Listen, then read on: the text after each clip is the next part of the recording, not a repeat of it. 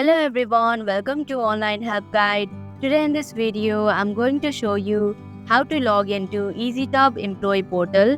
So without any further ado, let's get started. First of all, open up a web browser. Now in the search bar, type in www.easystub.ca.